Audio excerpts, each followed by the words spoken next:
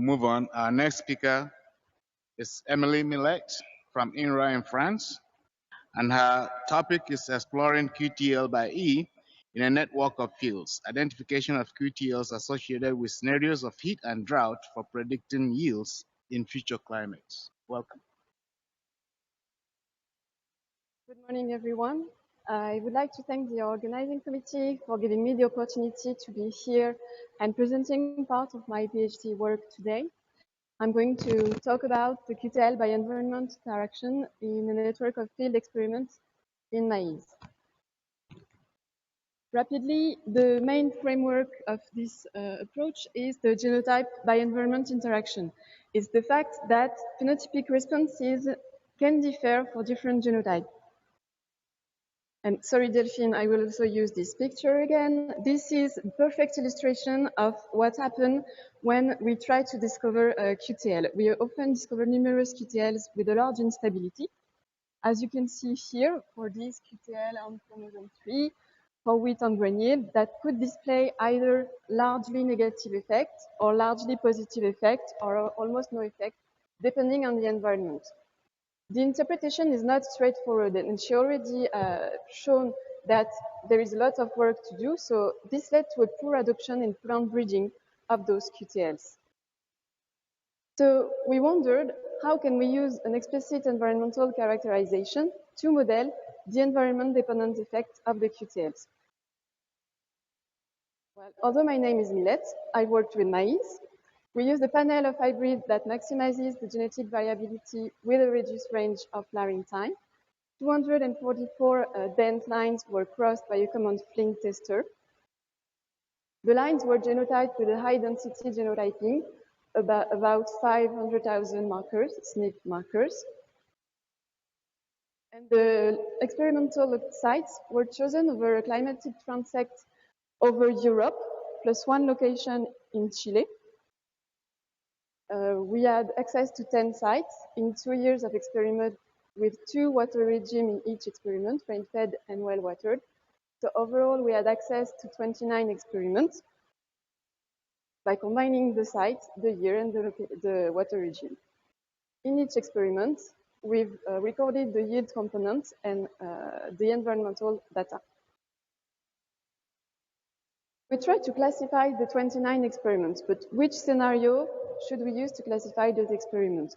We did not use the data coming from our own network of experiments. We've used data coming from the simulation of drought scenarios in 55 sites over 35 years. In this study, they identified 4.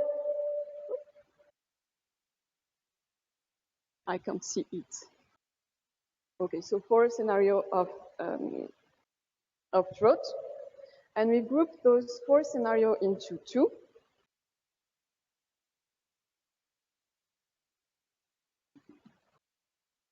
Okay. I have to switch it. Okay, thank you. So we grouped this in these 4 scenarios into 2, in well water and water deficit scenario, using the soil water potential average around flowering time. We've also shown the importance of this period for grain yield, with a threshold of minus 0.1 megapascal. We then ascribed all of the 29 experiments into the 2 scenarios, and we've classified 20 experiments as well-watered and 9 experiments as water deficit. Then we defined 3 scenarios of temperature, using a threshold of maximum temperature at 33 degrees and a threshold of night temperature at 20 degrees.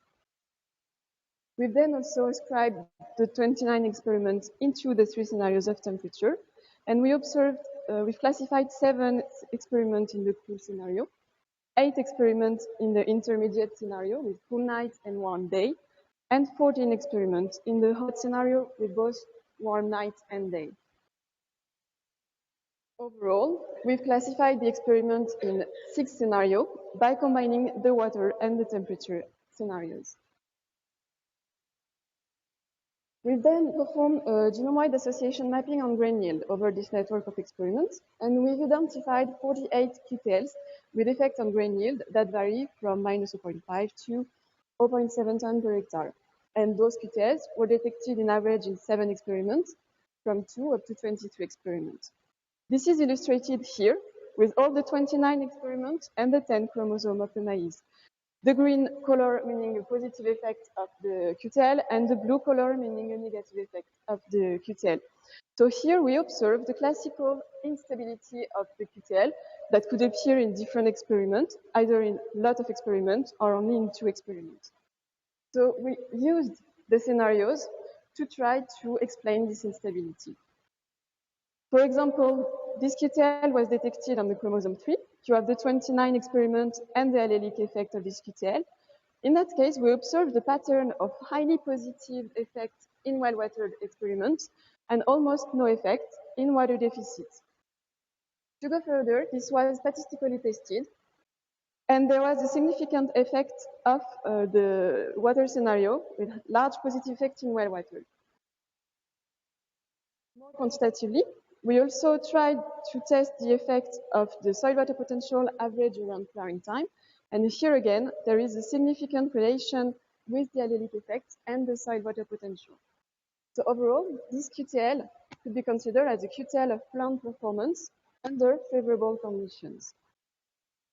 Those tests were performed for each of the 48 QTLs, and we classified 25 QTLs with larger allelic effect in favorable conditions, 8 QTL with high allelic effect in hot, 12 QTLs with high effect in water deficit, no effect in well-watered, and only 3 QTLs among the 48 did not display a clear pattern of allelic effect. Further, this classification also helped us identify some candidate genes under the QTL's region. So in average, we've identified 40 genes from 1 up to 166 under the QTL regions, and we could identify candidate genes according to the pattern of conditional effects. Here is an example with a QTL detected on chromosome 2 that display positive and higher effect in the water deficit scenario and no or slightly negative effect in water deficit. In another study, they show that this QTL affect the leaf abscisic acid content. This is consistent with the fact that under this region, we identified a gene coding for zeaxanthin epoxidase, which is involved in the biosynthesis of ABA. So overall, the pattern of allelic effect is as expected with an increased ABA. As a conclusion, the environmental scenario that we used in this study are drought seasonal pattern of the maize cropping area in Europe. They do not depend on the site that we use in our experiments. Moreover, we know that each site has a frequency of occurrence of the scenario. Another interesting point is that the hot scenario in our study is the most frequent one. We classified 14 experiments in this scenario. So the temperature scenario that we used in this study seems suitable for analyzing in future conditions, future climates. So the comparative interest of any QTL in this study in any European region will be the mean allelic value in one scenario times the frequency of the scenario in this region.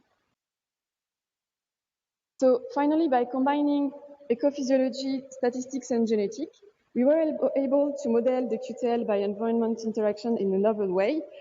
And the results we provided are relevant for breeding because we identified genomic regions that are directly involved in the response of environmental conditions. So this work was achieved in the framework of the DROPS European project and Amazing French project, in a collaboration with a lot of people that I would like to thank a lot today, and also all of the partners of these two projects. And thank you for your attention.